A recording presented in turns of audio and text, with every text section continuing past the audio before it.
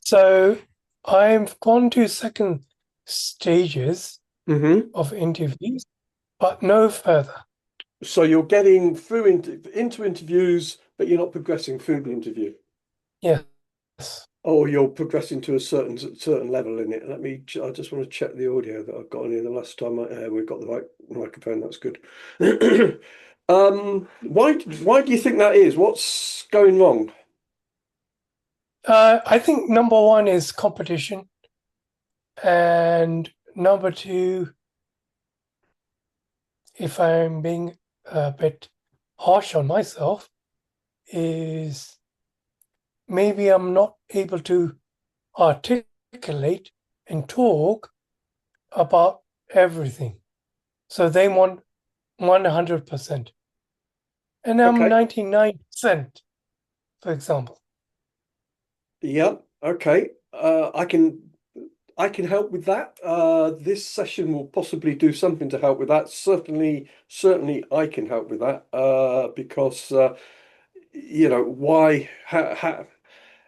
If you are prepared with what it is you're going to say, and you know Mm, the message that you want to get across in the right way, then you're basically then more confident as you come across. The thing that I yeah. found with people when I was in recruitment was that a lot of them tended to wing it into the interview, and then when they got asked questions about how they've done stuff in the past, they were having to sort of think it through rather than already having it prepared Mm, and on the table in front of them. The solution to that is if you look at my CV uh, process, how you write a CV, effectively, the CV is written out around your achievements, that what you've actually quantifiably achieved. And then the interview actually becomes around those quantified achievements. Um, yes. that way, when you're in the interview, you're already prepared for the subjects that are coming up, because when you've got that sort of level of detail in your CV, the person asking the questions is going to gravitate towards what's there, rather than sort of turning it back and saying, "Well, what have you done? Uh, Give me an example of when." They can look at the examples you've already got, and you are much more fluent in coming out with the answers that they're looking for. Does that make sense? Makes sense. Makes sense. But also, it's the level of preparation. So, how fluent have you got the story? How well can you present the actual story around what you achieved? Mm, That's also a key part of being prepared for an interview. I'm covering a subject that I did a few weeks ago, which is to ask the question, what do you really want? And why are you not attracting it? This is fundamental to your life. This is not just about your career. This is fundamental to your life. If you don't know what you really want, how will you know when you've actually achieved it? And I'm going to stop sharing for the minute and go back onto this. So let me let me sort of broaden that a little bit. Let me talk about what I want with my career, if you like, with my business. And if I give you an example of what that is, uh, that will hopefully give you some sort of clarity as to what I'm talking about here. What I want with Careers Matter, which is my business, is I want to turn Careers Matter into a business that turns over something, uh, a constant turnover of 100,000 a month. Now it's not there yet. It's a long way from being 100,000 a month, but that's the goal that I have for my business. That's what I want. I want to create a business, a successful business that turns over 100,000. But there's more to it. What I really want for that business is that it provides career transformation solutions to professionals that are looking for change in their career, in their life, giving them the transformation that they need so that they can have control of their career, and in having control of their career, that they can then live a rewarding, fulfilling, and a prosperous life. That's the goal that I have. So there's a couple of aspects to that. The first one is that that goal is significant. It's a significant achievement if I get there. It's not, and I'm going to go into A, B, and C goals in a minute. It's not the next step up. It's way up here. It's really a stretch for what I can achieve. The other part of it is that there's no good just having a goal that says I want to have a lot of money, uh, unless there is something going to be delivered for that money. And that what I'm delivering for that is I'm helping people like yourselves to get what you want from your life so that I can see value going into everything that I'm doing. That's the goal. Um, More than that, there's an emotional content to it.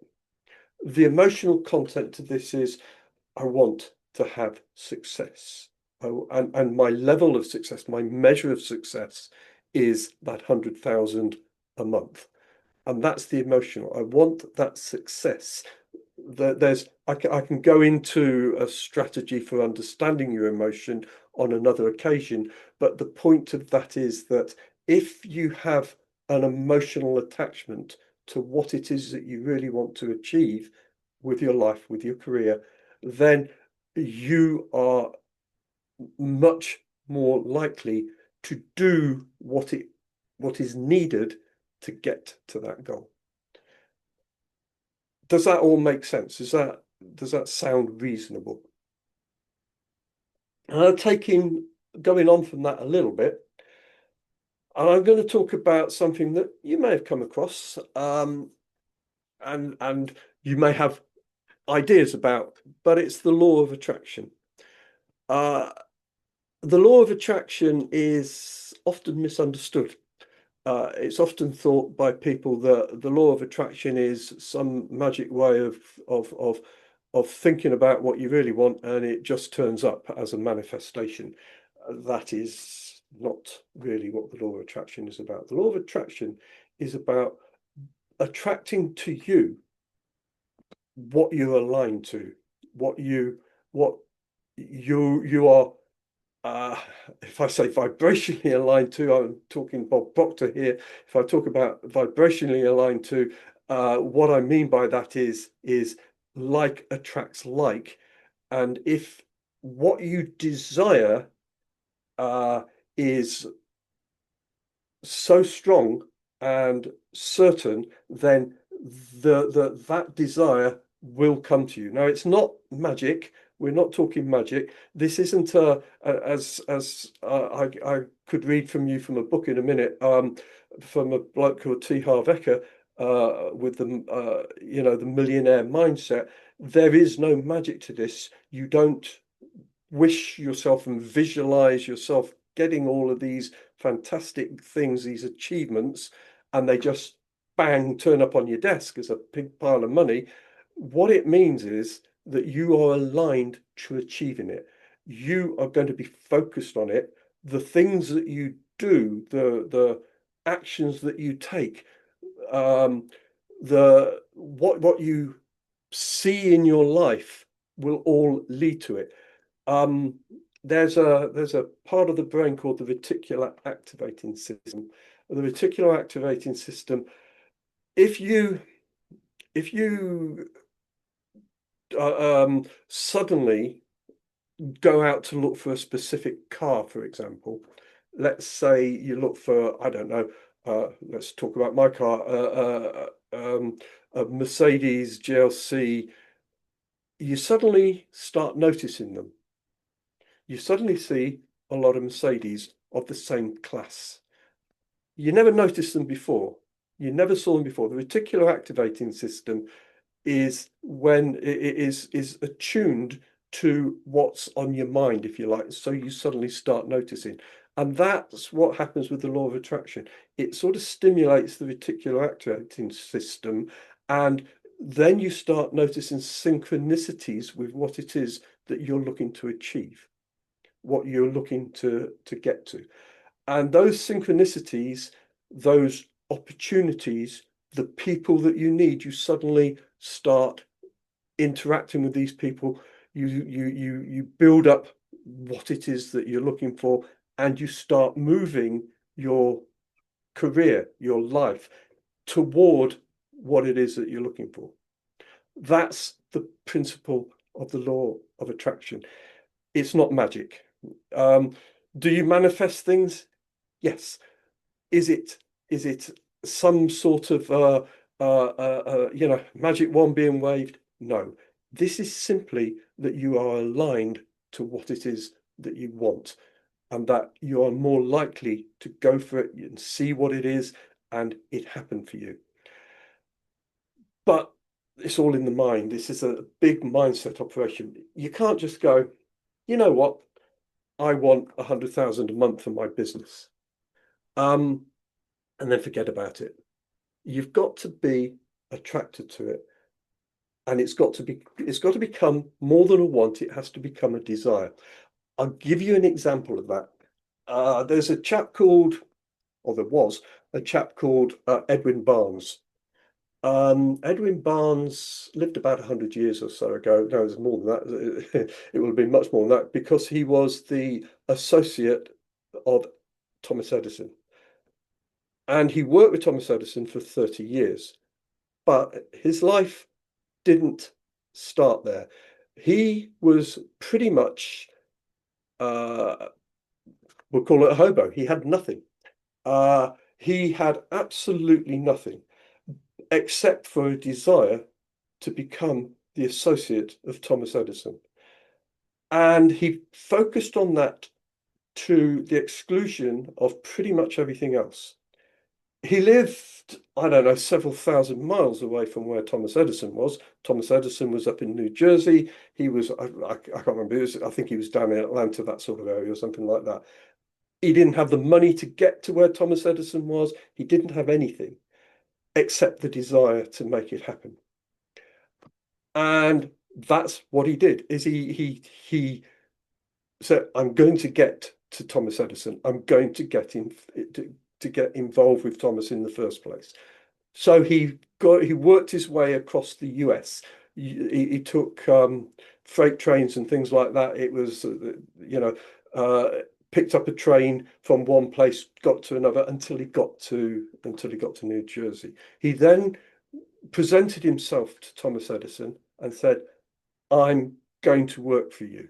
I'm going to be your associate. But Thomas Edison didn't just make him an associate, but he saw something in him, and he said, okay, I'll give you a job here. And that's where he started. He started as a job. I don't know what it was. Maybe it was pushing broom or something like that. I don't know enough of the details.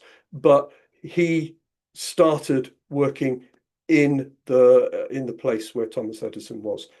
5 years it took him to actually progress to the point where he got the opportunity to actually work directly as an associate on one of the inventions of Thomas Edison. I think it was a dictaphone.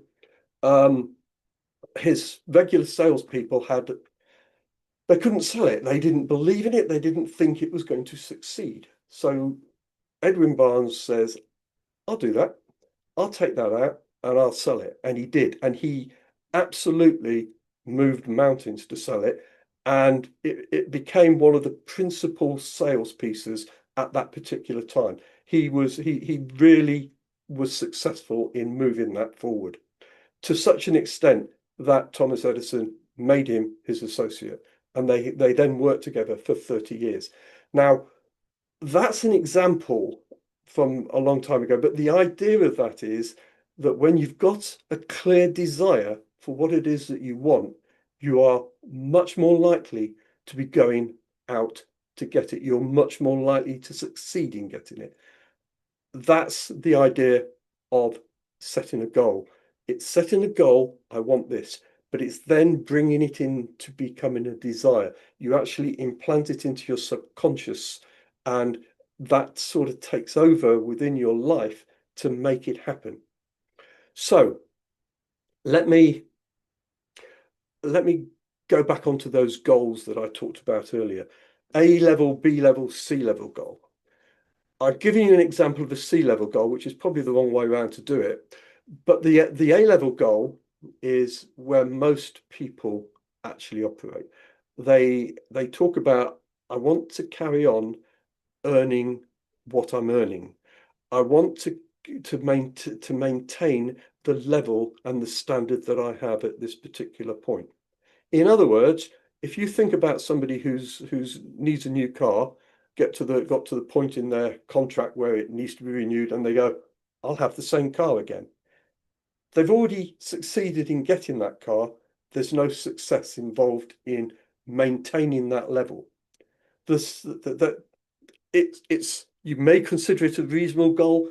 It's maintaining the status quo. They're continuing with what they've got, but they're not moving anything. There's nothing moving. It's flat. It's it's uninspirational. There's no motivation behind it. That's what most people tend to chase down when they look at their lives and their careers. I want to get the same job again. I'm quite happy with the amount of money that's coming in. That's okay. That's where I'm happy with. Or we go to the B level, which is the step up. It's a step up, but it's achievable. There's nothing particularly difficult about it in concept. It is where you might expect to be going anyway. So, you know, I'm at the moment, I don't know, let's say I'm a project manager. Here I become a leading project manager. Uh, I'm a sales manager. I become a regional sales manager, whatever it is, it's the next step up. It's but it's achievable, and it's an expectation of where you're going. Let me give you for example, in the car um, area again. Suppose you drive, I don't know, let's say it's a yeah, let's say it's a Honda. I don't know why I pick on Hondas like this, but let's say it's a Honda, a car that's sort of valued at maybe 25, 30,000, maybe 35,000, something in that sort of region. And you go, I'm quite happy with this. My next car is going to be another Honda. That's your A level. The B level, you might think, well, I want to step this up to something more of an executive level. Let's say I want to step it up to, I don't know, my car, a Mercedes GLC. The sort of it's a mid-range Mercedes. It's an executive level. I mean, don't know what the price of it would be today. Let's say it's about 60,000 or something like that. For a lot of people, it's an achievable thing. It's something that they could get to if they were earning a little bit more money. It's not beyond their means really to attain that. So nice car, but it's not a Porsche, and it's not a Ferrari, and it's not, what they would really get excited about owning. Not that you need to have a Porsche to get excited. The whole concept here is it's not that stretch. It's not really what you want to that you really want to attain. It's what you feel comfortable going after. And that isn't a goal. A goal is when you don't feel comfortable going for it. It's a stretch. It's a big difference to what you're getting now. When you look at and you go, what I really want is I really want to be bringing home regularly 150,000 a year when you're on 60, 70. That's the sort of leap. That's the sort of quantum leap, if you like, in the mindset. And how am I going to attain that? What is it that I need to do to get to that level? And by the way, what I don't teach ever is you go for a job to get a job, if you see what I mean. You become in control of your own destiny by selling what it is you do that makes a difference, that helps achieve what organizations need to achieve. And then you're selling your value into that. And that's what people buy. Then you start being able to multiply your income levels. That's how you get to those higher levels. You don't get to those higher levels by going, I want a job. I need another job. That's the principles that I'm teaching. Now, I'm going to pause at that. There's more to it, but I'm going to pause at that and see if there's anybody got any questions, anybody wants to sort of say anything.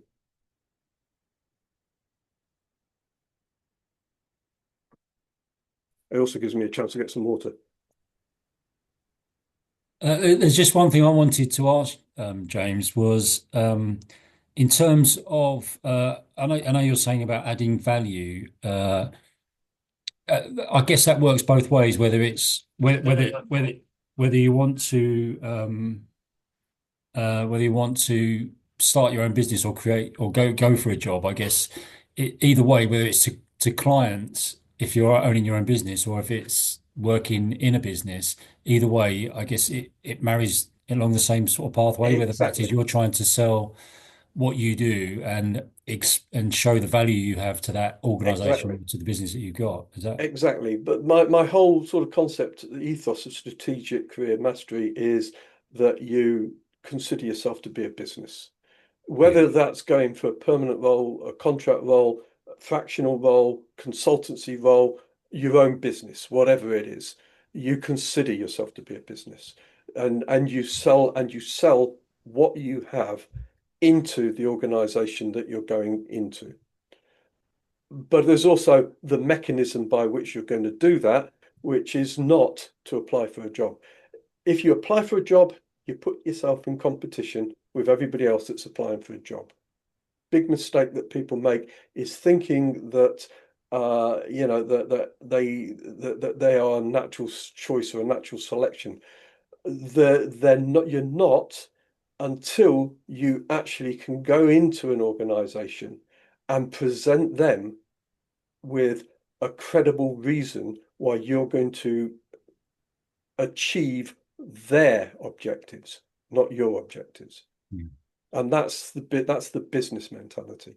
That's the I am the solution to your problems. I know what's keeping you awake at night, and I can help you get a good night's sleep. That's the principle. Yeah, I'd heard something quite recently from somebody that had said, look, when you're trying to sell yourself to somebody or to a client or potentially a customer, you they're not really not interested in what you've got to say, who you are, what you've done, as much as we may want to do that. And sometimes we fall into the trap of trying to explain, look, this is what we do. All they're interested in is what solution you have for their problem or for what Mm. the issues they have. And that's exactly right. That is exactly right, Paul. One of the things I've seen so much of on LinkedIn recently is these uh, posts that go out. There's two or three people that do it quite regularly, where they're uh, trying to create a sympathy for somebody that's been out of work for a long time, which I completely understand. It pulls at the heartstrings and everything when you hear somebody's story, but that's not going to get them a job. Nobody employs you because you're in a bad place.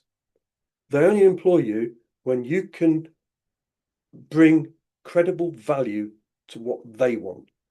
Nobody's interested in you, they're interested in themselves. And when you you present yourself as the solution to their problems. When I talk to you, I don't. I mean, I'm just about to contradict myself here because I started this by talking about what my goal was. None of you could really care about what my goal was. That's an example.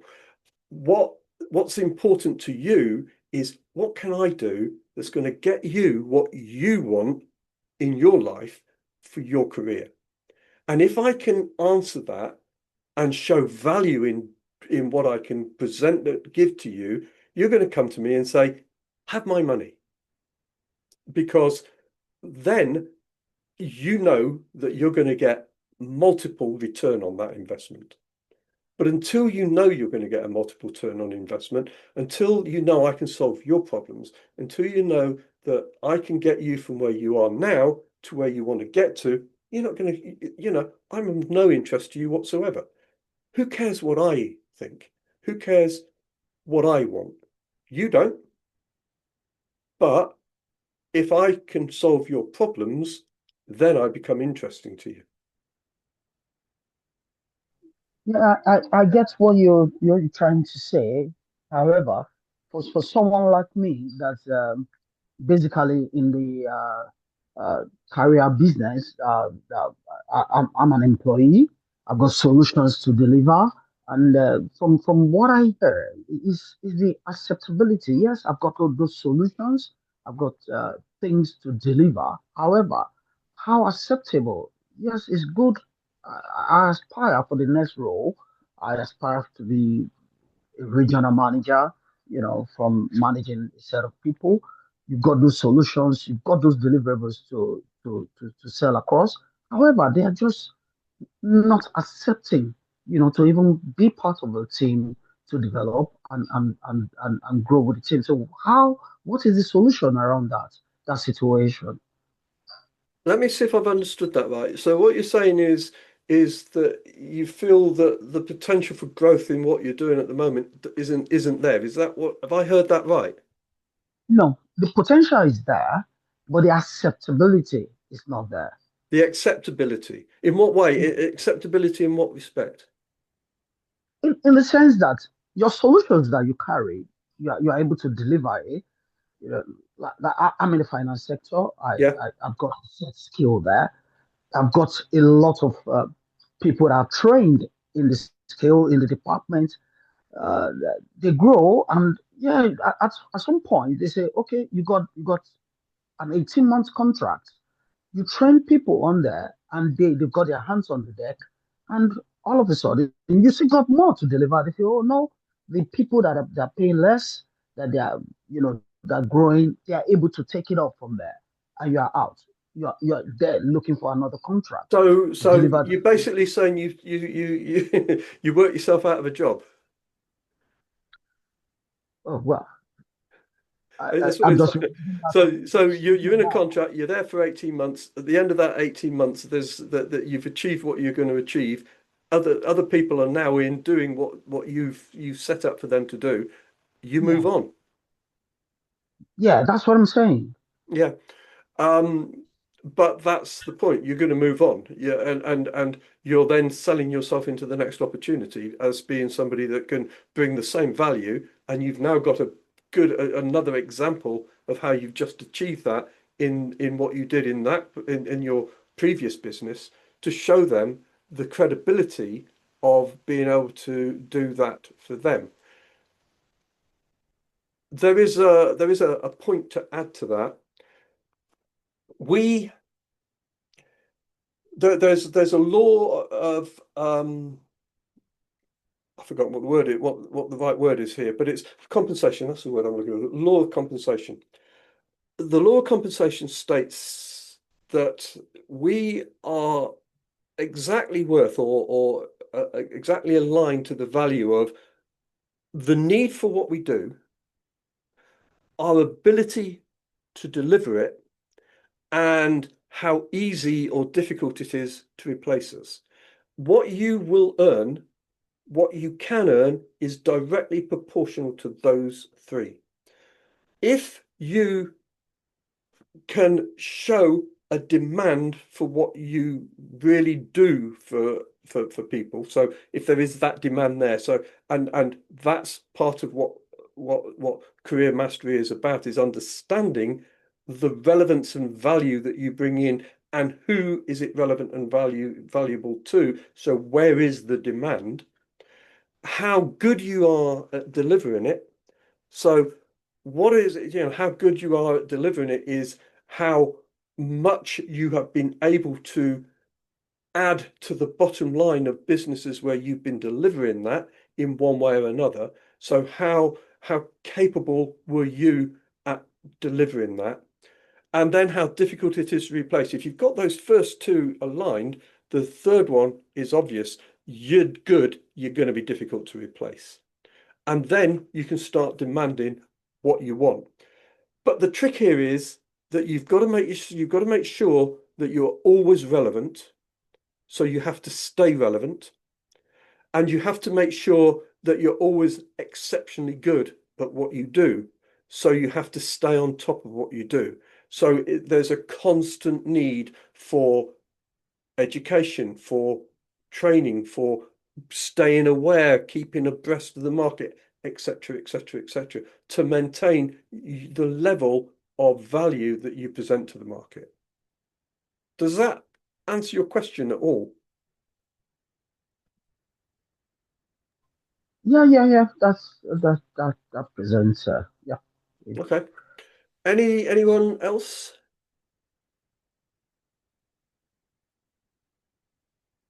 So that actually was the next place I was going, was the law of compensation anyway, which is an integral part of really how you stay relevant in the marketplace.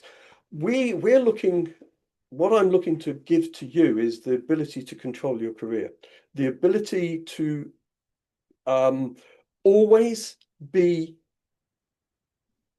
relevant, always be needed, always be in demand. What Careers Matter does, what Strategic Career Mastery does. Strategic Career Mastery, by the way, is my course that I'll be telling you about shortly. The Strategic Career Mastery, what that really does is gives you the tools that you're going to need to stay in control, to build and maintain a network that is strong and that brings opportunities to you, as opposed to you having to go out and look for them. You will start by going out to look for them, but you won't look for them by applying for jobs. You look for them by finding relevant people and by knocking on their doors and by getting them to engage with you, because they're going to engage with you when they start understanding the value that you have to offer into their need, as it were. And something's just gone out of my head for a minute, so I'll carry on a different tack with that. So this is what I was going to say. When you look at the job market is about 15 to 20% of the jobs that actually exist are available on the active job market. I'll put that a slightly different way. 80 to 85% of all jobs that are filled are not filled through advertised jobs. Those other jobs are filled, and this is, a lot of people try arguing with me about this, but it does no good to argue, because it's just a fact. These other jobs are filled through different mechanisms. The ones that are filled through advertised jobs tend to be the ones that they don't fill through their network, through referrals, through perhaps headhunting approach, but through other mechanisms for filling these jobs. More jobs are filled through the network and by direct outreach, and well, those are the two. Those two fill more jobs than any other mechanism. Referrals, and I don't have percentages for this. I think somebody said about 98% of statistics are made up on the spot. So if I was to make up statistics about this, I'd be wrong. But the referrals are quite low. So by referrals, I'm talking about the companies actually picking up people from internal referrals or what have you. Headhunting is a decreasing area of business. It used to be back in the day when I started taking up my recruitment business, it used to be that headhunting was probably responsible for about 50 or 60% of all placements, because you used to use specialized recruiters a lot more to find the people that you needed. Nowadays, companies are trying to move away from using expensive specialist recruiters to using commoditized recruitment processes. So it's a tendency that it's the higher up placements, real executive level, if you like, that are going through headhunting. It's not exclusively so. There are still some very good specialist recruiters out there, and they will, they will find you the right opportunities if the right opportunities are existing out there that on their market, if you like. But generally speaking, recruitment has become commoditized. HR have tended to want to try and get rid of the recruitment costs as far as possible, and they're looking at increasingly mechanized approaches to doing that. AI generated, AI tools. I could take you through some quite horrendous stories of how commoditized the recruitment process has become. But these days, when you're applying for a job, you become just another commodity in the whole market. That's just a fact, which is why it's not the best way of going about getting the job that you really want, about maintaining your career, about, as I say, getting to where you want to get to. It doesn't even serve the hiring managers to that extent. Most hiring managers that I've spoken to do not like the candidates that they get through from their advertised job process.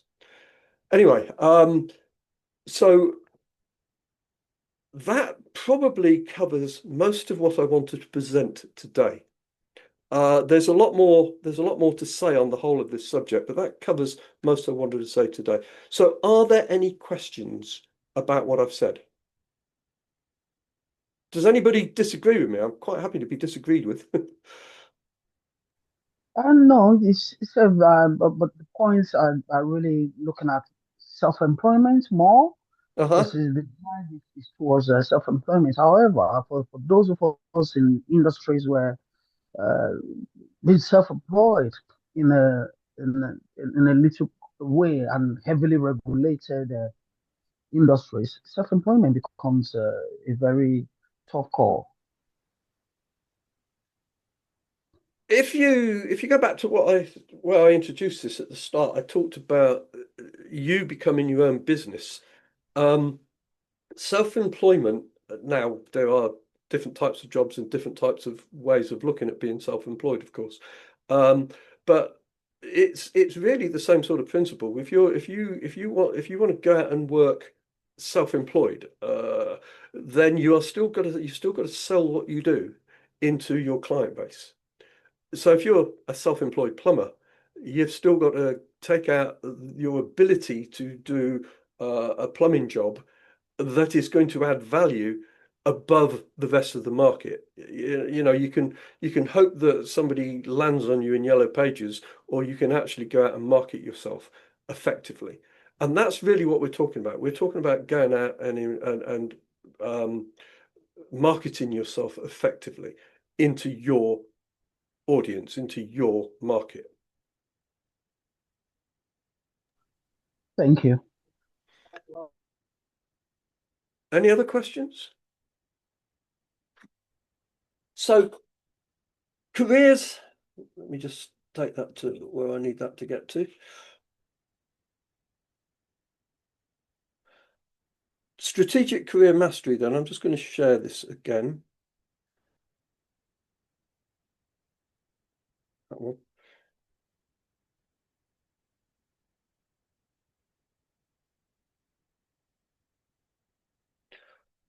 So strategic career mastery, this is the course that I want to effectively sell you. Of course it is. Strategic Career Mastery is there's a foundational course of Careers Matter. Basically, what we're trying to do is we are trying to help you to understand what your specific value is to the market. Understand who your market actually is. So what is it you have to offer? What is it that you uniquely do that you can take out and demonstrate real value to? Who is it that's going to be interested in what it is that you uniquely have to offer? Who is it that's going to want what you're selling? So, and then once you've got that aligned, how are you going to actually approach that market? How are you going to get your message in an effective way that will get in front of the right people and open those doors? And then how are you going to get those meetings arranged? The meeting, because at the end of the day, it's going to come down to the fact that you're going to have to get a meeting with these people to sell what you are selling effectively in a way that they're going to want to buy it. That is what Strategic Career Mastery is about. Those are the tools that we give you in this course. And I say all that, and I didn't show you that. they are all the tools that we give you in this course. And the final part of the course is maintaining, once you've built yourself that network, maintaining that network so that you're constantly visible, that people know you, that when they think of of a particular problem they've got, you're the solution that they're already thinking about. That's effective networking. So opportunities start coming back to you. People knock on your door. Are you available to do this for us? Can you come in and do that? That type of approach. Or we have an urgent need for somebody that can come in and manage this type of a program. We need somebody that can build us a security solution, whatever it is, that you become known for what that is, and that those opportunities come to you consistently. So that's what the Strategic Career Mastery course is about. The course is we'll just take that down one more.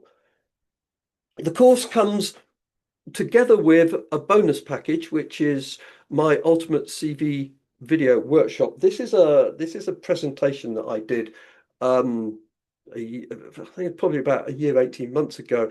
It's that actually shows how to build an effective CV. So I use my Ultimate CV guide, which is a 20-page booklet that I've got of how to craft a CV. And I basically presented my way through that booklet to show how it all fits together and how you come out with a CV that's effective. Now, having an effective CV is an important tool to have, but what goes into creating that is a key part of what Strategic Careers Matters is all about, or Strategic Career Mastery is all about. So if you like, that course reinforces and adds to the Strategic Career Mastery, and that's a bonus. Usually that course is £125 on its own. The two together, I'm offering for £249. That's the standard price of Strategic Career Mastery. I'm offering that for £249 with the Ultimate CV video workshop included. And on a virtually a no-risk basis, I've given you 7 days to take this, have a look at it, and make a decision on it. And if you think that it's not going to deliver, we give you your money back. So there is pretty much zero risk in going out to get this. If you feel that this is going to add some value to you, go and explore it. If you don't like what you've got, ask for your money back and you'll get your money back. Has anybody got any questions about strategic career mastery?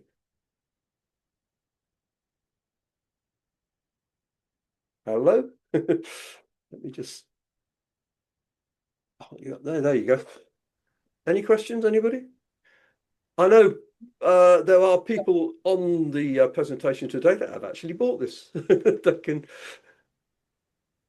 Well, I was just going to say actually myself, James, now you said that, but I think this goes a long way to certainly for people that I thought my CV personally was quite detailed, had a lot of information in there, but it wasn't until I had a look at this that I realised the gaps and the relevance of what you said earlier about telling business owners or clients what it is that you actually do, and I think that's really important, and I think that's what this allows you to see. I think that was really important for me when I did that. So I think that's key, really. Indeed. And what about, I mean, just while you're on it, what about the actual process for SCM as well? So the actual outreach process, program, if you like. Yeah, so I think the learning curve for me, I obviously there's a lot of things that I thought I knew and perhaps didn't know, and I think this takes you through it step by step. I think it gives you clarity in why we're doing what we're doing and what we're changing, and it gets you to see it from perhaps the perspective of the other person. So, and I think that for me was perhaps the biggest eye opener for me, certainly in going through this. Yeah. In as well as the course, you know there is the opportunity that you could also join a coaching program. So you buy the course and then you get offered the coaching program, which is 6 1-hour sessions. They'd be longer than 1 hour, so there's as much time as they need sessions to actually go through the content of the course and to help implement the content of the course.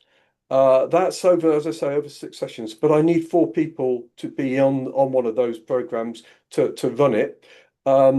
So that's also a possibility.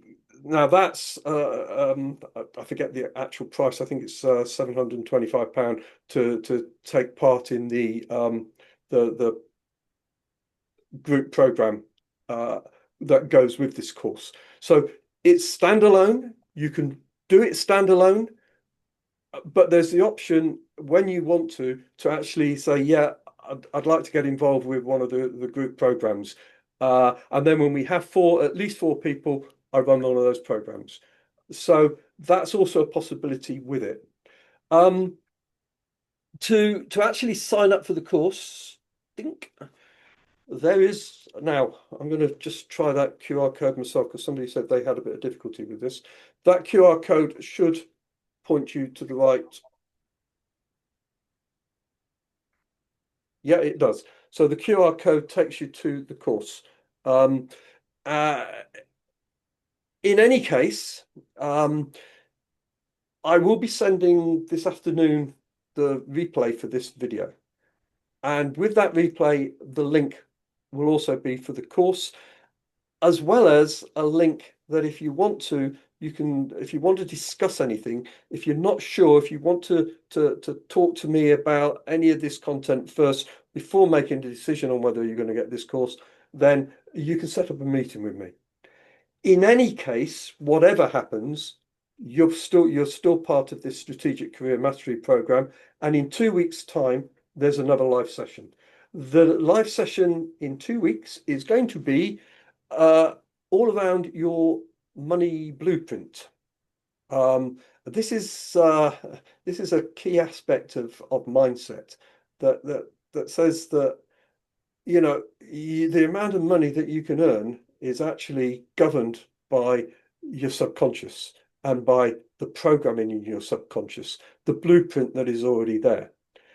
And it's vital. It's a vital part of actually understanding how limited we are in our beliefs.